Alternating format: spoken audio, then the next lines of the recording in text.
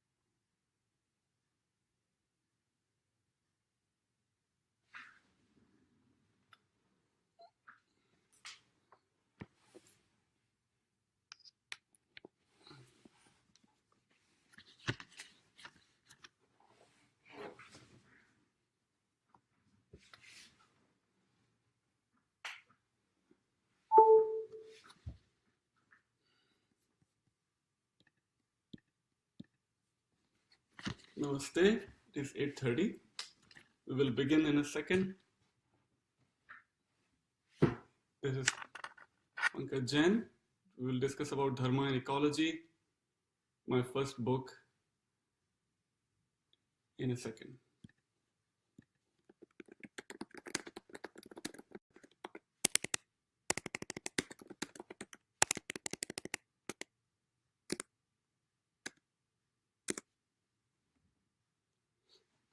Mm.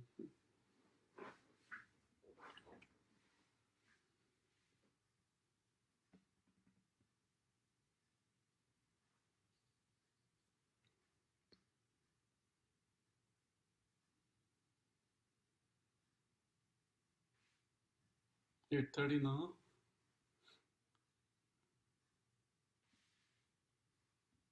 Let's wait for a few more minutes and then we'll start.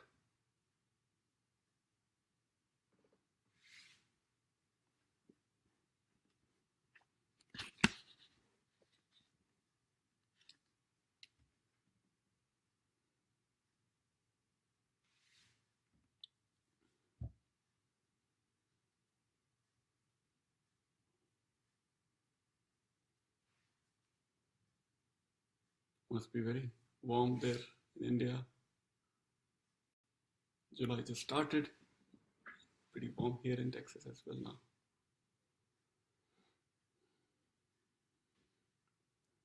So it's now 8:31. That's a couple of more minutes.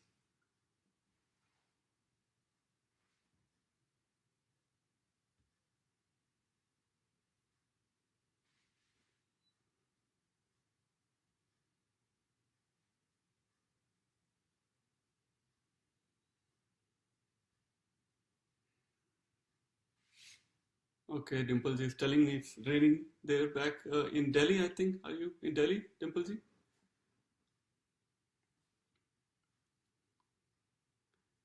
In Texas here, there is no fixed season for rain really. So it's pretty warm and then it starts raining. And so it's really back and forth here in Texas. Yesterday we celebrated here Independence Day in Texas. So Indian independence is August 15th. In America, it's July 4th, but because of the weekend, there were fireworks and all kinds of festivities last night here in Dallas area where I live. And so now Sunday morning, July 2nd, and doing this Facebook Live for the first time. So we'll discuss two of my books that have been out in last 7 years now, 6 years, and the first edition of the first book was released back in 2011 by Ashgate. It's a publisher in England called Ashgate, and eventually that Ashgate was bought over by Routledge, and Routledge recently released a new edition in India with Manohar Books, and that has come out, I think, just within last couple of months. So this Facebook Live is in line with the new edition of the first book in India. The title of the book is Dharma and Ecology, Dharma and Ecology of Hindu Communities, Sustenance and Sustainability. The book is based on my research during my PhD at the University of Iowa. And the topic of the book, as the name tells, is Dharma and Ecology, or in Hindi, Dharma और पर्यावरण, Hindu community, Hindu समुदायों का धर्म और पर्यावरण. So in that research, I focused on 3 communities in India. One in Rajasthan called the Bishnoi community, which is spread across Rajasthan on the border of India-Pakistan, in the desert area called Thar Desert, the Great Desert of India, Thar. It's called as the Great Desert of India, Thar. The second community that I focused in the book is the Swadhyay Parivar, that is spread in Gujarat, Maharashtra, a little bit Madhya Pradesh, and many other parts of India, including Haryana, even Rajasthan a little bit. And then the third community that I focused was the Bhils, also spread across Rajasthan, Gujarat, Madhya Pradesh, and so these are the 3 communities that were not really covered deeply in any of the other earlier scholarly literature. So to make my claims or to discuss anything about Dharma and ecology, when we say anything with on the ground evidences, then it carries weight. It carries some meaning. Otherwise, to say that Hinduism is very eco-friendly religion or eco-friendly tradition, and we just quote some shloka, some verses from Veda, Upanishad, Bhagavad Gita, or Puran, and on the ground what we see in India is that Ganga is polluted, Himalaya forests across India are being destroyed, or air quality in Mumbai and Delhi is just unbreathable, literally. So it doesn't really match to say Hinduism is very eco-friendly, and on the ground reality is so difficult, environmentally speaking. It doesn't really match. So how do we present an alternative picture, or a picture that is not really literally polluted by the modern industrial phenomena across India, but where industries have not yet so deeply reached, and modernity, so-called, has not yet deeply reached, and people are still living their traditional lives that they were living for hundreds or thousands of years in villages. That's where I found these powerful examples where the people are still consider saving the trees, saving animals, birds, saving wildlife, flora and fauna as part of, not to fight climate change, but to part of their life. To save a tree, to save a bird, to save an animal is not because they're interested in saving the biodiversity, or they are trying to fight the climate change. No, none of that. They have not even heard these names: climate change, global warming, biodiversity loss, or whatever. They do it just because it's part of their tradition, it's part of their religious teachings by their guru, or it's part of their life. It's their way of life, literally. It's just who they are, how they live their life, and that's doing these things for the so-called for the environment is not for the environment, but for their dharma, for their life. That was the whole argument that I wanted to make, that unlike Western traditions or Western life, where there are clear segments of religion that you do either on Saturday or Sunday or maybe Friday in some religions, and then you come out of your religious place of worship, and then you lead your normal so-called secular life. But for these traditional communities, Swadhyayas, Bishnois, and Bhils, There is no such watertight compartment where religion is just one compartment of their life and rest of the life has no really manifestation of any of the religious inspiration. So that to critique that compartmentalizing of religion and secularity, I wanted to make the argument that to live an ethical life, to live a spiritual life, to live an environmental friendly life does not have to be three separate compartments. They are all three intertwined phenomena in these communities.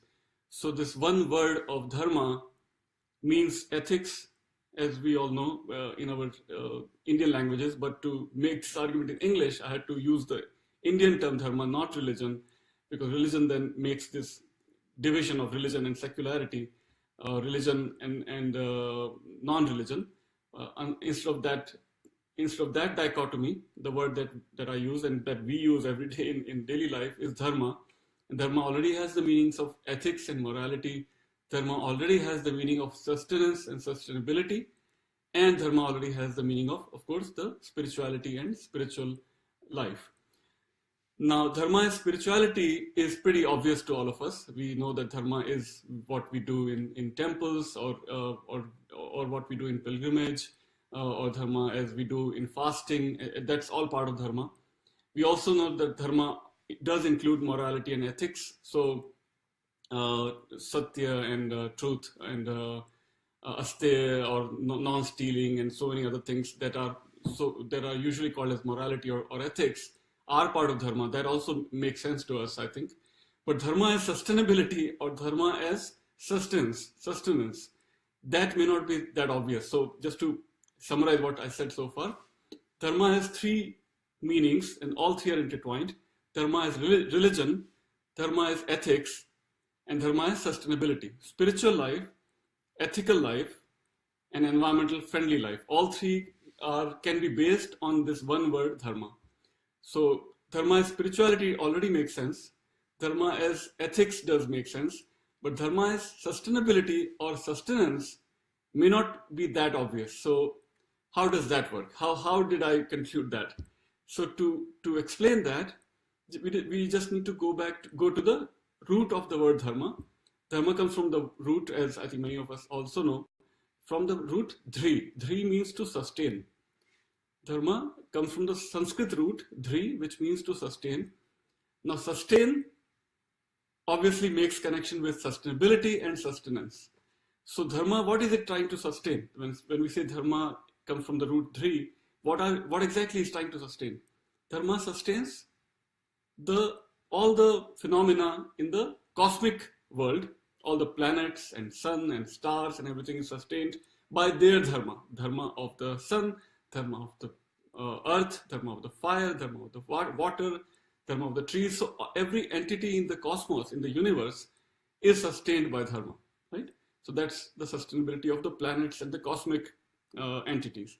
But dharma also means that which sustains life on our planet where we live. So human affairs are also sustained by dharma of the human beings. Manushya dharma, Surya dharma, Agni dharma, Vriksha dharma, and so on. So that's how dharma contains the roots of the word sustainability and sustenance. So this connection, for the first time, you find this connection in my book, Dharma and Ecology. That's why the title is Dharma and Ecology. So it can be read as Dharma and Ecology of the Hindu communities.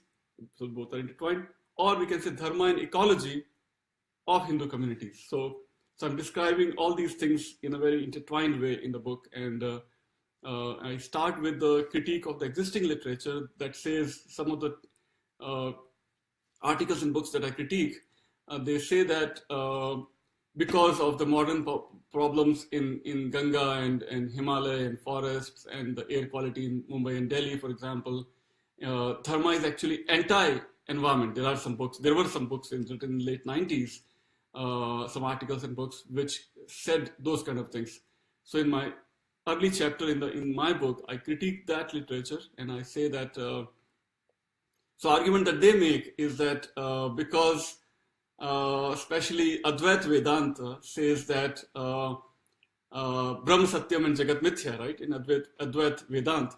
So from that they extended and made the argument that because Advait Vedanta says that only Brahm is Satyam and Jagat is Mithya, so Hinduism doesn't even care if the world is going to hell, if the air quality is becoming polluted, and so on, if water is becoming more polluted. Hindus have no concern with that because this is all illusion and false anyway. So Hinduism can never be environmental friendly. That was one kind of an argument made by other scholars. So in initial few chapters, I critique the existing literature. Then I go on to my own research, and then I make my claims based on the observation that I saw on the ground. I went to these villages in Rajasthan and Gujarat, where Bishnois live, where Bhils live, where Swadhyayis live, and based on those on the ground, what are called as objective and objective observations. Based on those observations, I made my conclusions. And then after completing these three chapters on Bishnois, one chapter, Swadhyayis, one chapter, Bhils, one chapter, I write another chapter focusing only on Dharma as environmental ethos of Indian communities, Hindu communities, and then finally conclusion and how Dharma is different from religion and how Dharma does work for these communities and Dharma can work for other communities also in India, where these values have to be re-inspired, rejuvenated for all of the rest of the Hindu communities across Mumbai and Delhi and Varanasi, and it can still protect and save Ganga and forests and so on. So that's kind of summary of my first book, and I'm happy to take your questions. You can type in the comments. I see a lot of people have joined, and would love to take more of questions. I'll read the question that you type here, and then I'll respond. So that was the first book. Again, I completed my PhD from University of Iowa, where I started back in 2004, more than 10 years, or more than a decade now, where I was looking for a topic to start writing my dissertation, and I was experimenting with different fields, linguistics and psychology, and of course religious studies, where my department was based. And many film studies. I even experimented with all those things, and then all those departments and disciplines. And then I thought that I should choose a topic that is relevant with contemporary problems, which is environmental studies, environment ecology, and how spiritual traditions or religious traditions of India can make a contribution and how they can be relevant for modern times. So that's how I concluded that I'll take environmental studies as my research topic. And then I went to India and did my field work back in Rajasthan, Gujarat, and Mumbai, and so on. And then that became my PhD dissertation, completed in 2008. Published the book in late 2011 with Ashgate, and now just this year in 2017, Routledge, which has acquired Ashgate, has come up with a new edition in India, which is available from manoharbooks.com. So that has just come in India just this year. So we are doing this Facebook Live, kind of relaunching my first book in India. So in the last 6 years that book has been out, I'm very, very happy and blessed and pleased to share that the book has now reached more than 1,000 libraries across the world. There is a website called worldcat.org, which maybe I'll type here, in which if you search this book's title, you'll see that the book is part of now more than 1,000 libraries across the world: Australia, New Zealand, and Africa, Europe, India, of course, and almost all major university libraries in this country, Canada, all across the world. Anywhere, any course that is taught which is on religion and ecology, my book becomes one of the textbooks, which when scholars or anybody teaches any course on religion and ecology, my book becomes the kind of the textbook that focuses on Hinduism and ecology. So because the title is Dharma and Ecology of Hindu Communities, is broad enough. So that's how one small contribution from Dharma, from Hindu side, to portray that Hinduism is not just about worshipping the cows, it is about worshipping the cows and worshipping even the snakes in one of the Rajasthan temples. For example, Hinduism does celebrate the spirituality inherent in Himalaya and forests and all the rivers and whatnot. But it is not just rituals, but it is also the ethical values, the worldview that is inbuilt into Dharma that has sustained the spiritual and environmental resources in India for thousands of years. And if given the right opportunity, given the right momentum, given the right importance, Dharma can still work for the rest of the cities that have pollution problems. It is just a matter of going back to Dharma and trying to relive those teachings, and it can work. Let me read a question here from Srinivas. Question: aren't there enough ideas already on ecological sustainability? What new ideas does Dharma bring that are not already known to the current world? Right. So the question is, what new does Dharma bring to the current world? Let me see here. There is a disconnect between the two in the consciousness of majority Hindus, especially from urban background. For example, they worship and bathe in Ganga, yet polluted without realizing reverence and protection are two aspects of same coin. What is, in your opinion, has caused this disconnect? Yes. Yeah, I think when the limited interpretation of Dharma is taken, which basically takes Dharma only as a ritual and forgetting or ignoring the three intertwined meanings of Dharma, that's where the problem starts. Problems are happening. For example, if we just go to, let's say, if somebody wants to go to Badrinath or Kedarnath, so they just go, take the car, go to Badrinath, have their darshan and come back without ever appreciating the surrounding environment, which is beyond words, which is more beautiful than paradise. Kedarnath, if you go on the top, all the way top, and take a look. And if we don't appreciate why those temples were built on mountains, was darshan just one part of the entire journey, or was darshan only the focus? If that's where the right worldview has to be inspired, that the temples happen across on the banks of major rivers, or temples exist on the mountains, probably because our sages, our rishis wanted us to connect with the environment, with the nature. And that's how religion and ecology are intertwined in Indian tradition. That's how we have to kind of relive and remind ourselves that Dharma cannot be separate from ecology. Dharma is ecology. Ecology is Dharma. That's what has to be, I think, reignited in our minds, and to save the existing environmental resources that we have in India, and that has to be done by all our religious spiritual leaders, gurus, and many are doing already, as I portray in my book Swadhyay and Vishnois and Deals, how they succeeded in re-inspiring their people. Let's see, more question. How did you take to Dharma as a study, and were your parents supportive of such a career choice? So I came to America with my wife back in 1996 as an IT professional. I came on H-1B visa to New Jersey, worked for IBM and Lucent and AT&T and all the rest, but was not really happy with that career, and was looking for a way to choose a career that is in line with my passions of Sanskrit and Dharma studies and humanities, and which can hopefully be some little humble contribution for our culture. And that's how I tried to experiment with first I did masters at Columbia in New York, Columbia University in New York. And after masters, I went back to IT for 1 year, got rid of all the student debt that I had from Columbia, and kept applying for PhD, and got into PhD, but no funding still.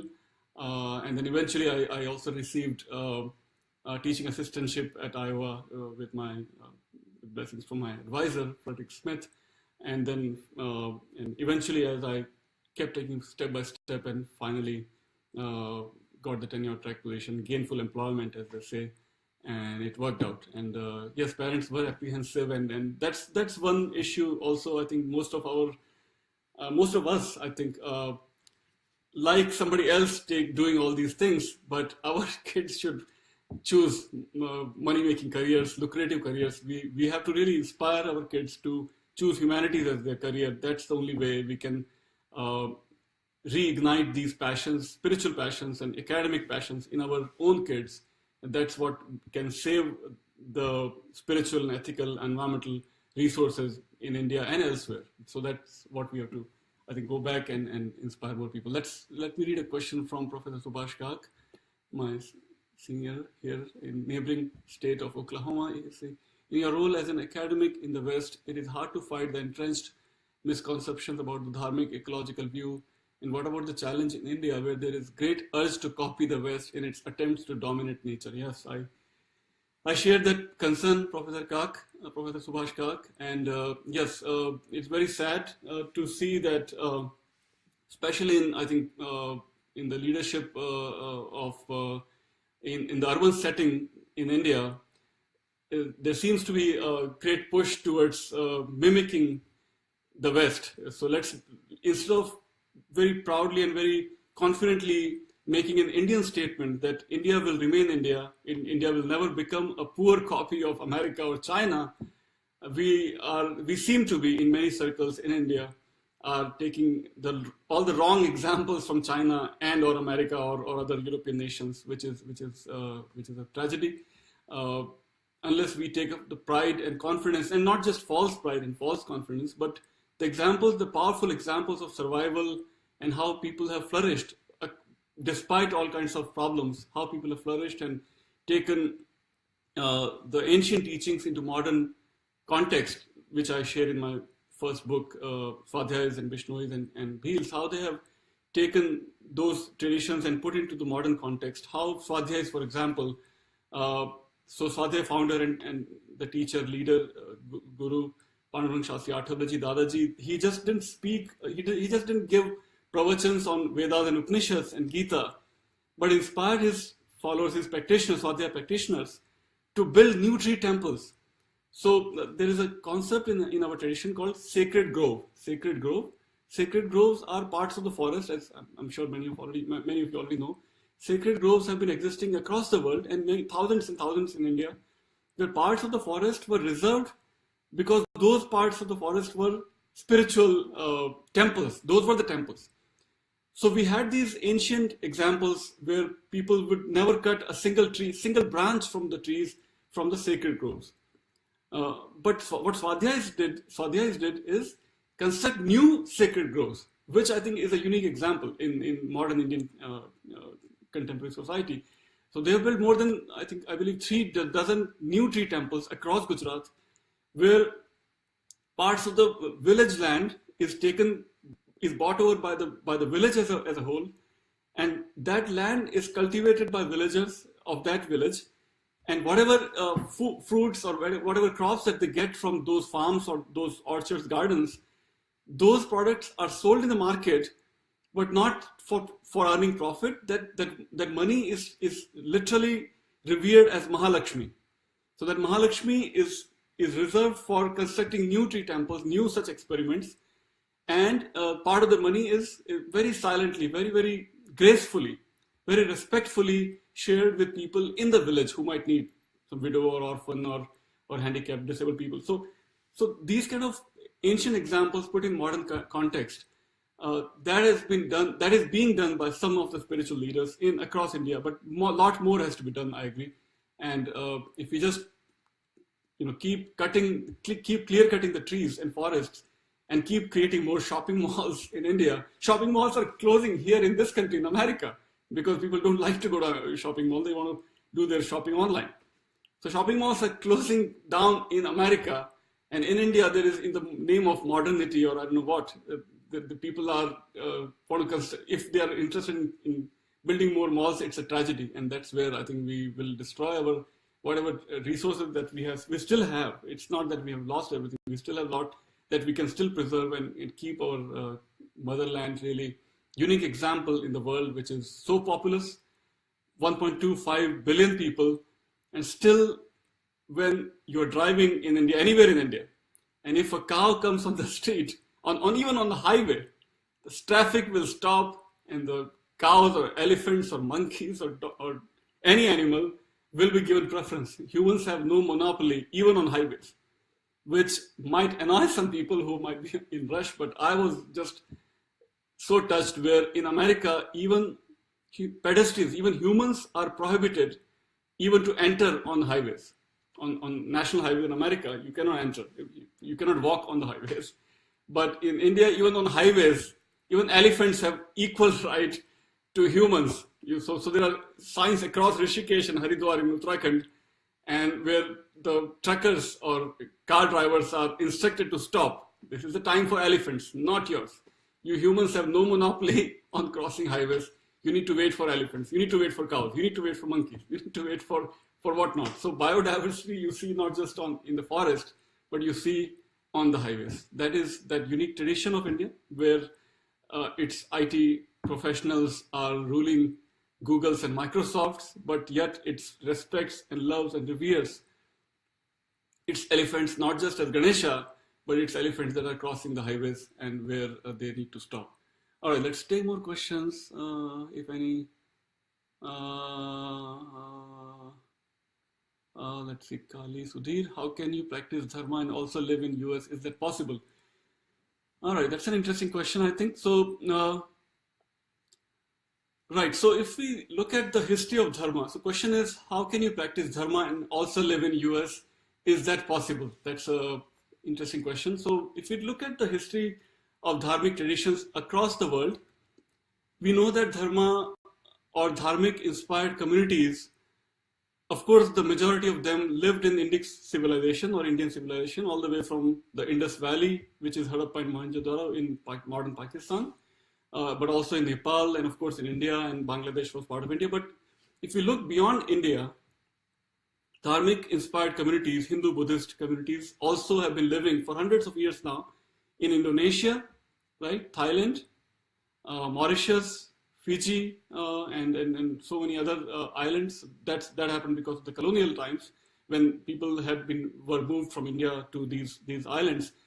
But even before that, for example, Indonesia and Thailand and so many other Southeast Asian countries, people have been practicing living their life based on Hindu Buddhist principles and ideas for hundreds of years. So it's not that Dharma can be practiced only in India. So it's a very broad setting. Dharma is not tied to one land, so to speak. People can live and have been living, even in China and Japan and Korea, where Buddhist-inspired communities have been living for now more than 2,000 years in Tibet and China and other countries. But living in America is not easy based on Dharma. I take your point very seriously because the food that we consume, the milk that we consume, it's extremely difficult that to let's say the ingredients that we use for in food that we've been using for thousands of years. We cannot imagine our food without dairy products, for example. But dairy products in America comes at a great cost, great violence, unimaginable violence. I'm sure everybody knows this. I'm just reminding and repeating. But that kind of violence inherent in living in this country can be a challenge. And if we are not aware, if we are not really living consciously, it is extremely difficult to live a totally dharmic, totally 100% non-violent life in this country, in America. There can be contradiction, and one has to live with more awareness, more alertness, more consciousness to be able to practice Dharma to the spirit and letter of the word Dharma, with all the non-violence and other tradition that we took for granted for thousands of years back in India, because Ayurveda and food were always intertwined. We didn't have to look consciously. Haldi and turmeric and so many other spices were part of our daily food. So here we have to consciously make an effort to make sure that we stick to our Indian diet for the most part in the week, and not, for example, not depend on processed food or outside food. So that kind of effort, extra effort, is needed in this country, in America. Let's see any other example question here. All right, from Nitin Sridhar, Dr. Jain, while the dharmic worldview harmoniously integrates reverence to nature and protection of nature as two aspects of same ethos, as can be seen from Hindu scriptures, as well as examples of communities you mentioned in your book, there is a disconnect between the two in the consciousness of majority of Hindus, especially, I think we covered already. For example, they worship and bathe in Ganga, and yet polluted. I think we covered that. Anything else?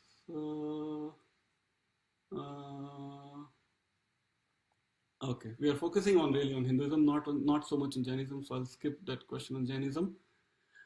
Okay, so just to people who might have joined late, I was just summarizing the story of my first book, which came out of my PhD dissertation, which focuses on Swadhyayis and Vishnois and Bhils in western part of India, and how they have been successfully not just protecting and preserving the existing resources, but also even constructing new tree temples that I mentioned, the new sacred farms that they have constructed, new water resources that they have constructed in Gujarat and Maharashtra, and so on. So that's part of my first book that just came out recently in India.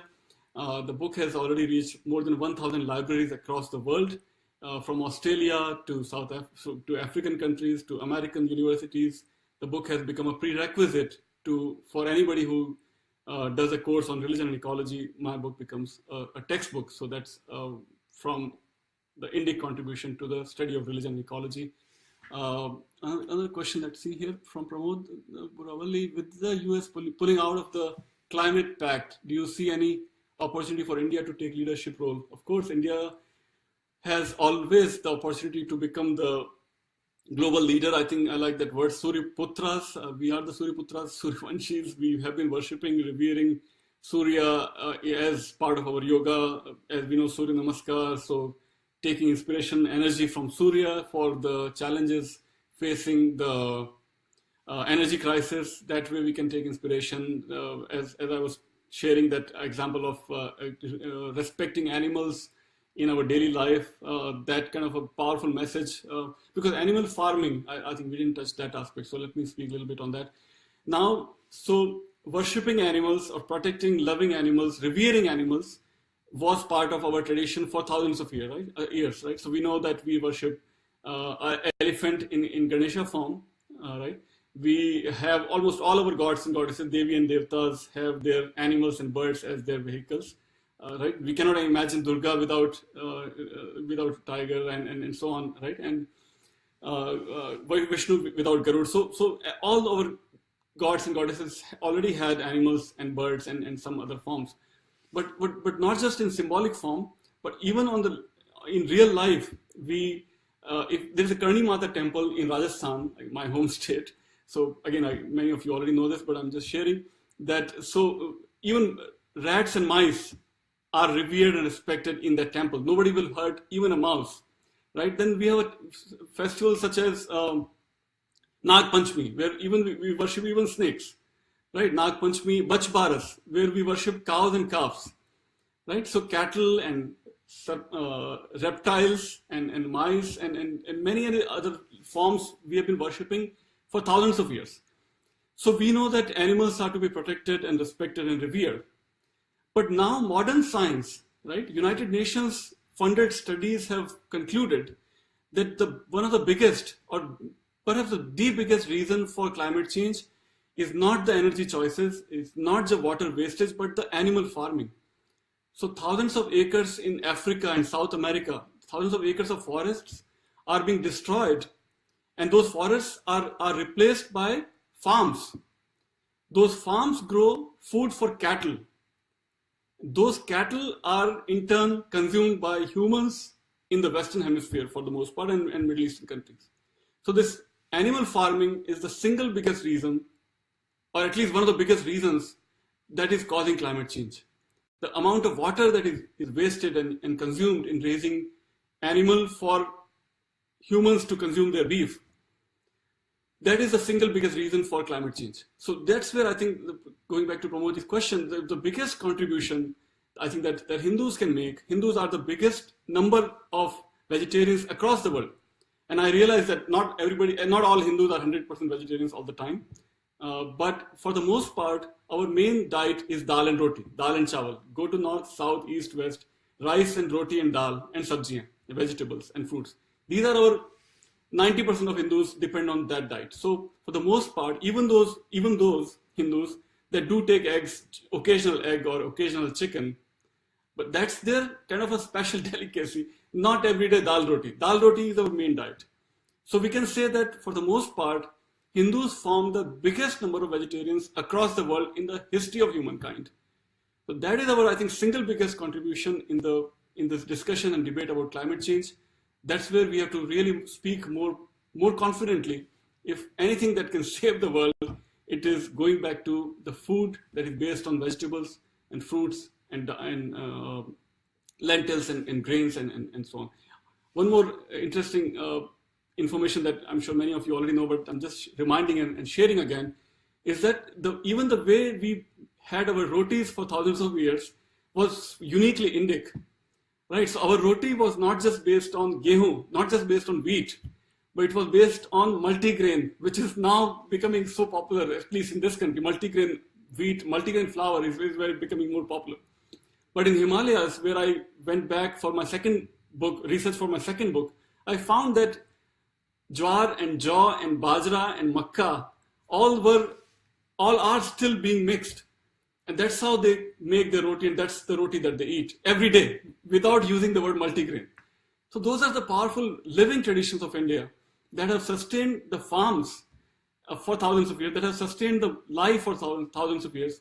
So all those ideas are uniquely Indic, and that have to be shared more powerfully, more proudly, more profoundly by all of us, right? Not just scholars and not just professional academicians, but everyday Indian, when they are avoiding meat and avoiding egg and avoiding single grain of wheat and choosing multigrain, choosing vegetables, choosing fruits, we are making a statement. We are doing our part already to be more climate conscious, more nature conscious, and so on. So those are, I think, very inspiring and very educational message that every Hindu, every Indian can make, whoever is choosing vegetarian, not just out of fashion, but out of their conscious dharmic life in everyday life.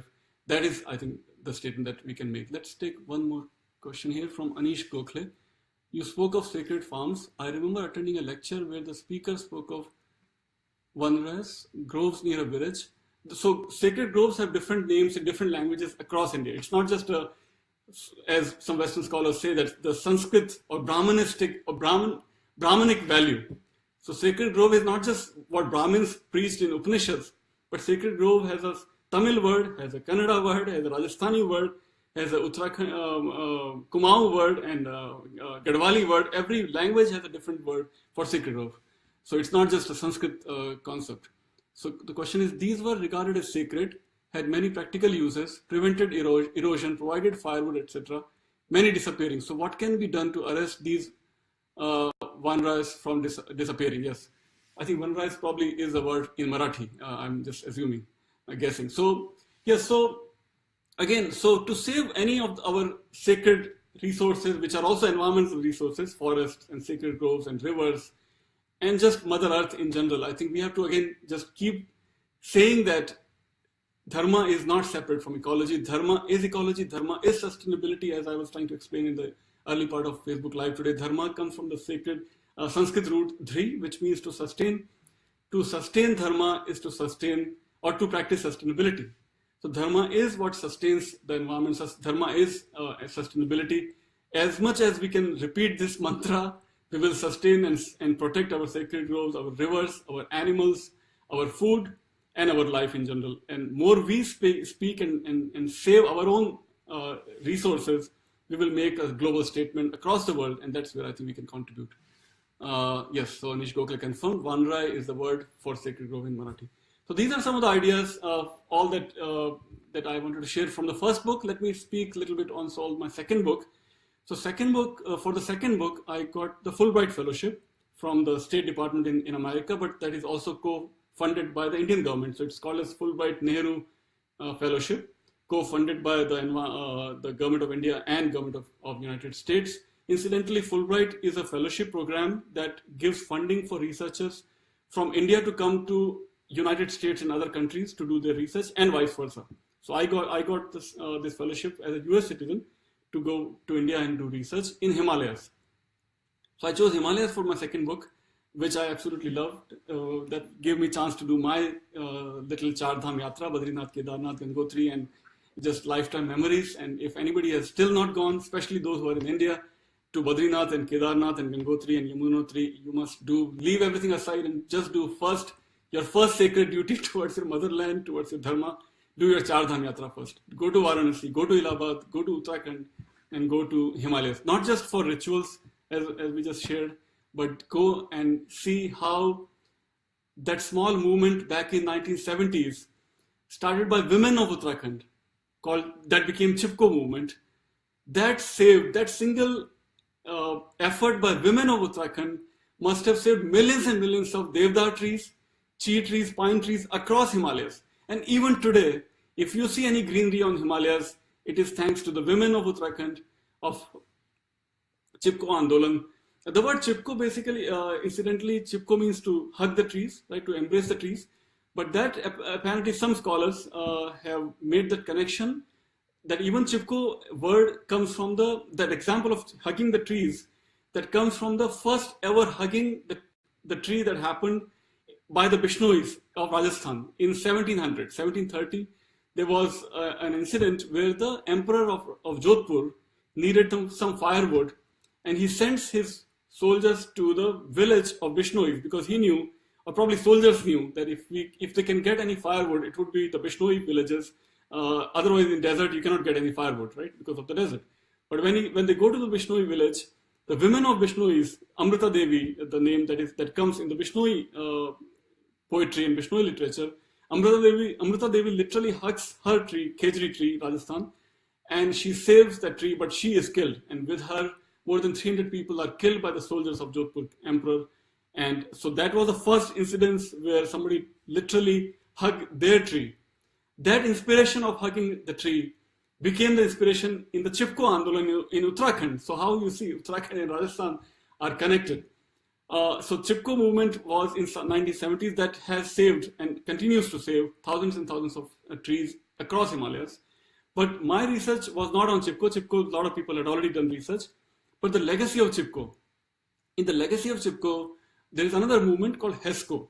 Now, HESCO is not an Hindi word. HESCO comes from an acronym in English called Himalayan Environmental Studies and Conservation Organization.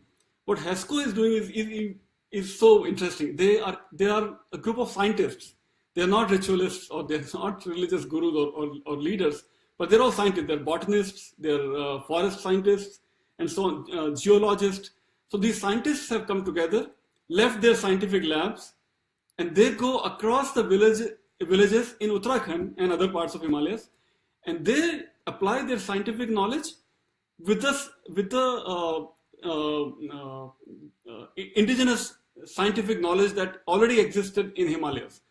So long before Benjamin Franklin discovered electricity in America, women in Uttarakhand, women in Himalayas, were already using the electric power that was generated by their own wooden turbines that were connected on the waterfalls of Himalayas. So as water is falling in these rivers and waterfalls in Himalayas, it's just so emotional. It makes me still emotional how these women did. So those turbines running from water of Himalayan rivers would produce enough energy that will give them flour from the grain that they're growing in their own forest, in their own farms. So the wheat they will collect, wheat they will collect, and amaranth and jowar and joy and so on, that they will collect from their own farms, multi-grain farms, as we spoke, right? And that wheat will be taken to these, what they call as gharat. Gharat is the word.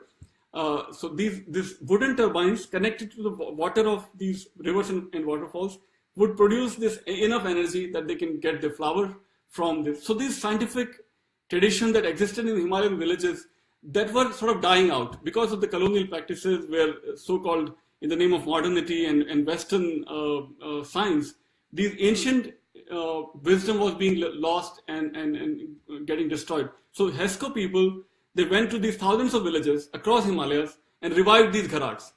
Because of their scientific background, they also applied some scientific information into it. So wooden turbines were, I think, replaced, with some steel turbines, for example, and how smaller and better design of these turbines can be made and given to the women of across Himalayas, so that they don't have to depend on the electricity board from UP or Uttarakhand, but they have their own electricity that they can get from free electricity from their water from Himalayas. So that is one example that they're doing across Himalayas. So that has become a focus of my second book. That the second book also came out in January 2017. Producing electricity, recharging the Himalayan rivers. So here BARC, we know Bhabha Atomic Research Center in Mumbai. Scientists of BARC joined hands with scientists of HESCO in Uttarakhand, and they used the isotope technology, nuclear technology, to find the origin of a waterfall. How do you recharge a river? So water that you collect on the plains is coming from somewhere in the top from the Himalayas. So they will match the isotope of water on the plains with the isotope of water at the origin on the mountain top. So wherever that isotope matches, that part of the origin will be recharged, and they will construct a small check dam and so on to save the water enough for the entire season, so that water keeps coming for the entire year. So that kind of recharging of rivers is being done by HESCO scientists, HESCO people across Himalayas again, and many other things. So, and then revive traditional farming, for example, to do some experiments, seeds, to save the seeds, experiments with the seeds, and give those seeds that might be endangered. So collect those seeds and distribute across the villages in Uttarakhand and across the Himalayas, and to revive the traditional farming. That is another effort that HESCO scientists are doing. So all those experiments I saw firsthand in hundreds of villages across Uttarakhand. I went to almost every district in Uttarakhand: Kumaon, Almora, Nainital, in Garhwal, Badrinath, Kedarnath, and so on. Oh, other thing that they're doing is, so what was happening was in Badrinath, for example, and Gangotri, the prasad that has been given to the devotees, so anybody who goes for darshan to Badrinath, the prasad will come from cities, thousands of miles far from the villages of Badrinath. So what HESCO did is to revive the village resources. So forests in Himalayas are already producing a lot of fruits, but those fruits were going wasted. What HESCO did is collect those fruits and process those fruits and make jams and pickles and prasads for the temples, so that village economy flourishes. And that prasad can be given to processed fruits can be given as prasads to the devotees that are coming to Badrinath, Kedarnath, Gangotri, and so on. So that's another project that HESCO is doing successfully. At Vaishno Devi also in Himachal Pradesh, for example. So those are the examples those are the efforts that HESCO is doing. So that became one of the focus in my second book. Other chapter that I have also in second book is from Punjab. In Punjab, again, like many rivers across India, one river was dying away, was already dead. The river where Guru Nanak attained his enlightenment, where probably you know this legend connected with Guru Nanak's life, that he goes inside the water for several days, more than one day at least. And then he attains this enlightenment, and then he comes out from the water and says, there is no Hindu, there is no Muslim, there is one Omkar, Ek Omkar, right? That's the first beginning of the Guru Granth Sahib also, I think. So where he attained the enlightenment, that river, that sacred river was dead. But thanks to this one contemporary Sikh Guru, Baba Sichewal, that's a place name also, Sichewal. So he single-handedly, he himself entered the river and cleared the river water. He started clearing himself, that entire river. And with his example, with his being the role model, thousands of his followers also joined him, and they cleared the entire river, the river called Kali Bain near Shahkot in Punjab, near after Ludhiana. So I went there also and met that Baba Sichewal. He took us in a boat ride with my friend Gaurav, and we both sat in that boat and took the boat ride, and we were so impressed, so inspired to see absolutely clear water that single-handedly cleared, where government efforts fail, where so-called NGO efforts fail, spiritual gurus, by their role model, by their inspiration, they inspired his hundreds of followers, and together they cleaned this entire river. So that's also one of the chapters in my second book. So we talked about so many communities. It has been almost 1 hour now. So we talked about Swadhyay, Bishnois, and Bhils in the first book, and we talked about HESCO and Sikh, Baba Sichewal's Sikh community in Punjab. So these are the 5 powerful examples that are successfully saving and protecting the natural resources, rivers and forests and farming and water and whatnot across India, Uttarakhand, Punjab, Rajasthan, Gujarat, and so on. There is a question from Sahana Singh ji. Would love to see a picture of the turbines you mentioned. Yeah. So you can go to this website. I'll share HESCO.in to see examples from, HESCO. .in, and that should have some pictures and some more details on the work that HESCO is doing. Second one, HESCO.